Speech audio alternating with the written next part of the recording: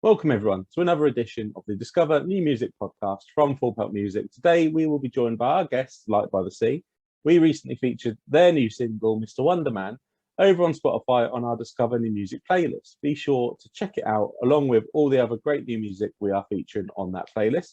And to keep up to date with the latest from Pelt Music, of course, you need to follow us on our social media channels. We're on Facebook at Pelt and on Twitter and Instagram at Pelt Music. And if you are watching the video edition of the podcast on YouTube, please do remember to hit that subscribe button.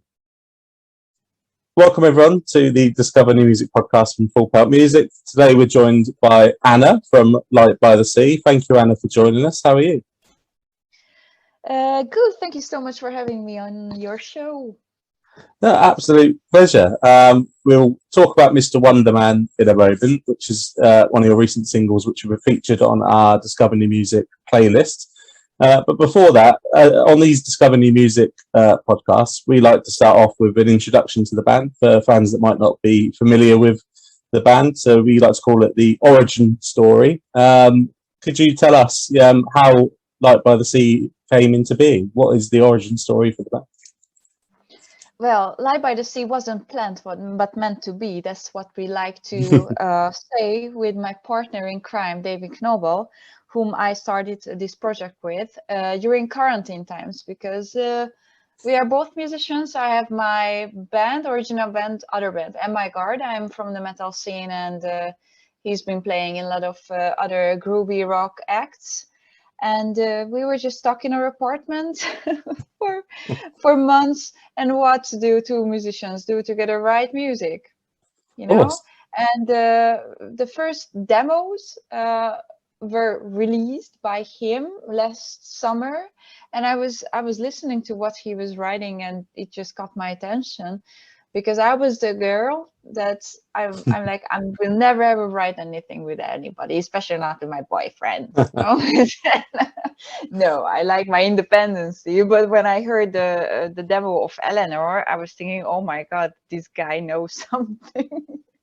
So it truly mesmerized me with that melody, and I immediately wrote the lyrics, which is almost 11 verses. It's a story about a woman, a sad story of her death, but it just came to my mind. I envisioned her story and her tragedy. So I wrote the music, wrote the lyrics. I added some musical parts, of course, keys and some extra vocal layers. And when we were listening to the first demo, Eleanor, we knew that we have to do something with it, because this is really cool. And I was really happy, that I could experiment in another genre, because, in metal, although I like to call myself, and my guard is alternative metal, but it's still metal. And I've got so many inspiration, like my dad was listening to Rush, Uriah Heep, Jethro Tull. So I always got these 70s, 80s, The Cure. I've always been a fan of these bands, and I couldn't express these admiration towards these bands and music in metal. So it was really refreshing for me to do something else. And we wrote a whole album, 3 albums actually, during these quarantine times. We truly use this time in a really creative way. We were not watching Netflix or gaming or whatever. We were truly up all night just to play some demos. By the way, he's writing new music already. We just released our album last week. So I was telling him, no, it's enough, please stop, but you can stop him. So this is how we started, and we have a full album which been released. It's entitled Only That Makes Icons, and we are really proud of it. It's our first baby. And well, we've really enjoyed it. We've had a listen, and it is really, really good. And we've featured the single Mr. Wonderman on our playlist, as we mentioned. What could you tell us about Mr. Wonderman as a song? What is the meaning behind the song? How did that song come together? Mr. Wonderman is one of my favorite on the album, because it's really catchy. It has a really pop vibe. The Cure, Echo and the Bunnymen, Joy Division, these are all artist bands you can hear influence. And we don't deny that we have influence from these bands, because we truly make music because we love these bands and their music. We truly look up to them like icons of us, and who help us get through this really, really, really tough time. By the way, it wasn't Yeah. like just you know what I'm talking about. Mr. Wonderman is about those great male icons. The lyrics, who are there from the older ages, like 70s, 80s, and I just imagined like a Nick Cave type of a man having his coffee in a restaurant, and he's just looking at the further generation, and he's just thinking, oh my god, what I'm leaving behind to them, you know. Yeah. And he's surrounding himself with books and his records and his huge artistic realm. But the question is, will these people remember me as I was for my generation? And this is my ode to them. Like, yes, we will. At least I will. So thank you so much. And yeah, of course, it's not just about Nick Cave. I was seeing David Bowie in front of me, philosophers, Pythagoras, writers, Oscar Wilde. So they're always they inspired me during writing them and this song. And this is about my male icons. Yeah, it is a fantastic song, and the album itself is fantastic as well. So, as you mentioned, the album's called Only Death Makes Icons. It came out last week. What should fans expect from the album as a whole? We've got the first reviews, which were really, really, really good. So we are really thankful. There was one review which is true, and there the reviewer, the journalist, made a conclusion that the albums goes like everywhere. You can hear 60s, you can hear 50s, you can hear 90s, rather than this one is a typical 90s pop song. So like, what do this guy wants to tell? Like, this is truly like a lot of genres, but that was our goal, kind of. Like, we wanted to show everything. That's what kind of vinyls we're listening to. So our whole musical spectrum is really wide, all as well as the album. So you can hear inspirations from 70s, 80s, 90s.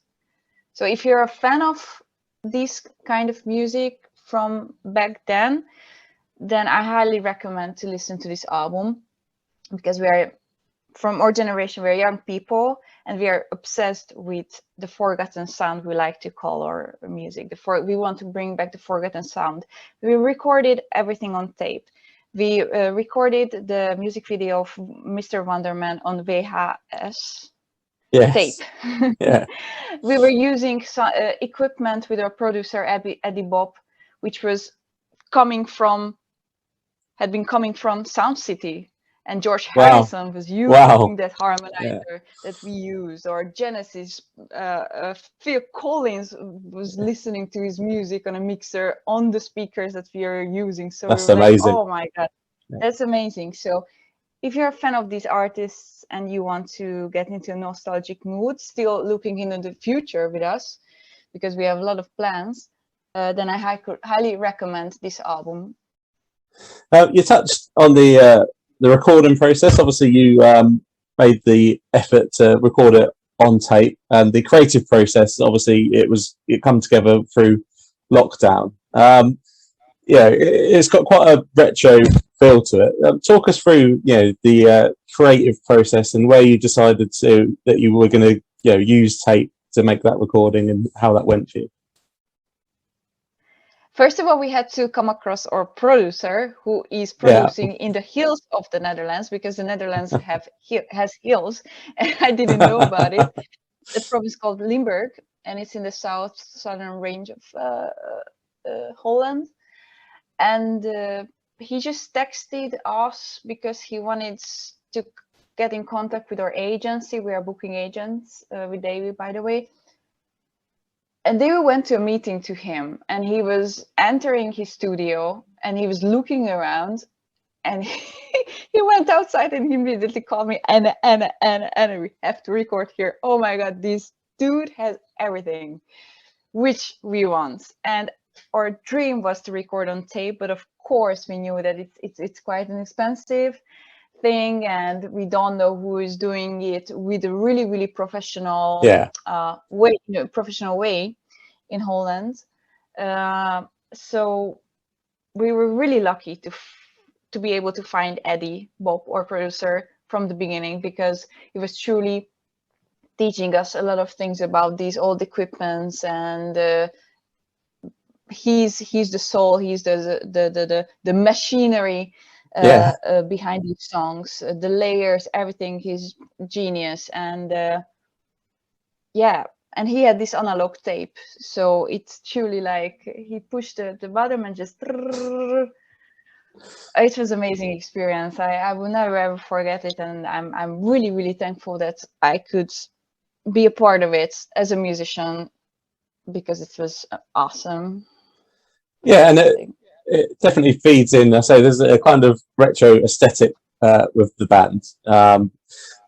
You've released a few music videos, and they kind of fit along that similar kind of aesthetic. How have you enjoyed that process of creating those videos and getting those out?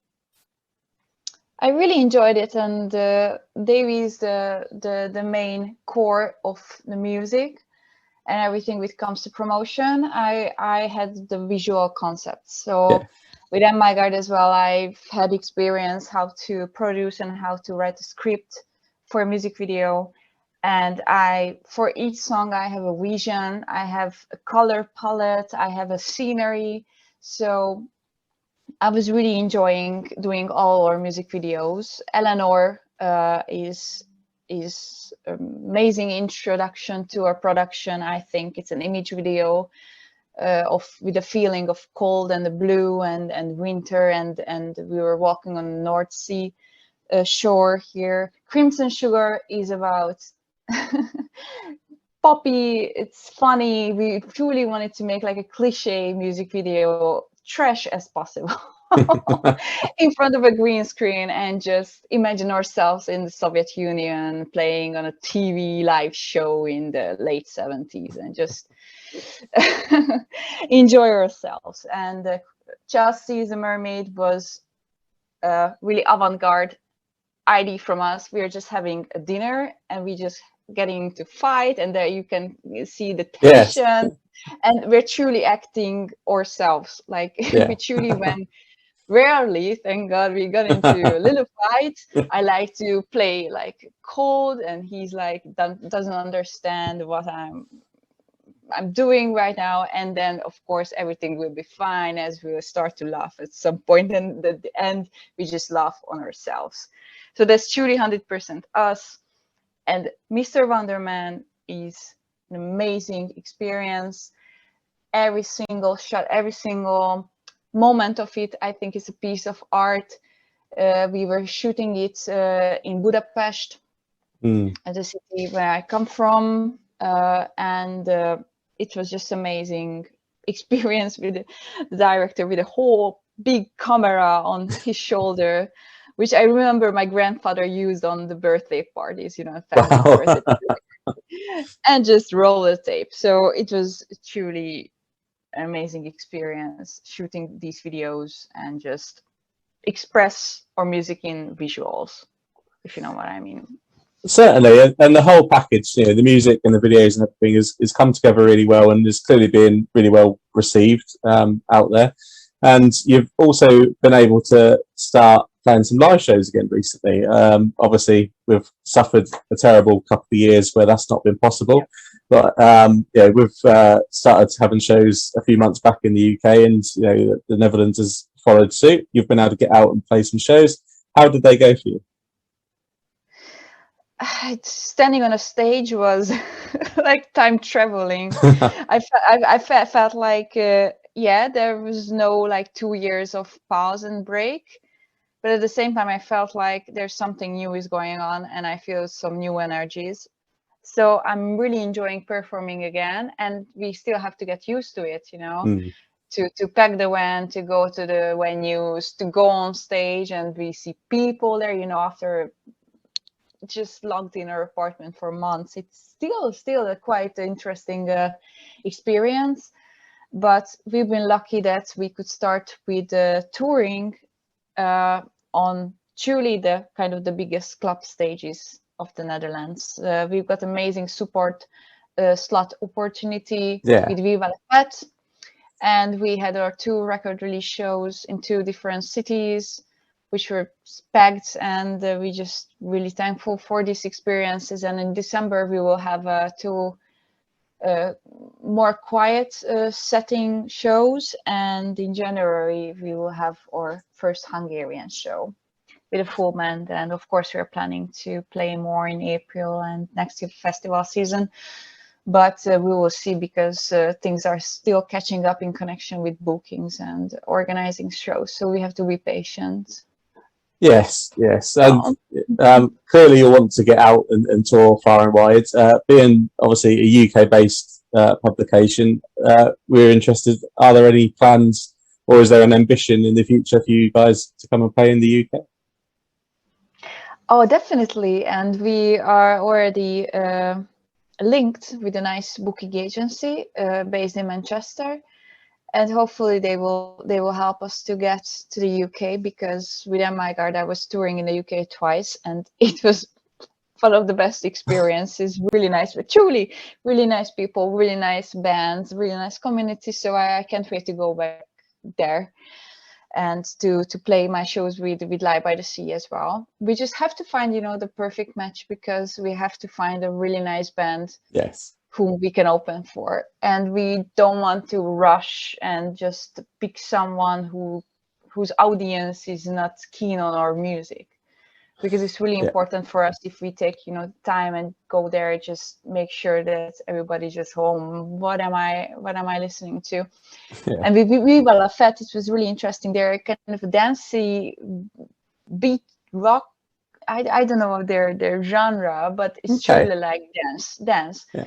But it worked with Lie by the Sea, because we are really, really energetic live band, and it worked with them. We were truly, really worrying, but their audience really loved our music as well.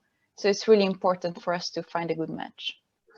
Yeah, we'd love to welcome you across to the UK, but of course, it's got to be, as you say, at a time that suits. The music industry is not in the best place at the minute, with COVID having taken its toll, and of course issues like Brexit making it harder to financially support tours across the UK. But we'd certainly love to have you across. And of course, you've mentioned that there's potentially some more music on the way, more music being written by you guys as we speak. Hopefully, the future is certainly looking bright. Fans can check out the band on your social media channels. You've got an Instagram, which is at Light by the Sea _, and you're on Facebook at Light by the Sea. It's been really great chatting with you, Anna. Thank you very much for coming on the podcast. Is there anything else that you'd like to say to the listeners today? Check out the album, but please have a time for it. Have your 50 minutes or 1 hour for it, because you have to dive into it. And we're really, really, really interested in every single comments. We like to get private messages as well, if that's not spam. Promote it on blah, blah, blah, blah. That's our favorite. And just listen to the album and tell us what you think about it, because for us, interaction and communication, discourse about art, about music, about our icons is the key for us, and this is what makes us happy. Lovely. Thank you again, Anna, for joining us. Fans, do make sure you check out Light by the Sea on social media. Check out the album Only Death Makes Icons. And just if you can, if you're listening in the Netherlands, get on one of them shows that's coming up. Go and see the band live. Thank you very much, Anna. Thank you for joining us. Thank you so much for having me. We hope you enjoyed that chat there with Light by the Sea. Do remember to check out Mr. Wonderman, which is their new single and is available on our Discover New Music playlist over on Spotify. Do keep up with the band by following them on social media. You can follow us on social media at Full Pelt Music on Instagram and Twitter, and at Full Pelt on Facebook. And of course, again, if you're watching the YouTube edition of the podcast, please hit that subscribe button, and we'll catch you soon with another episode of the podcast.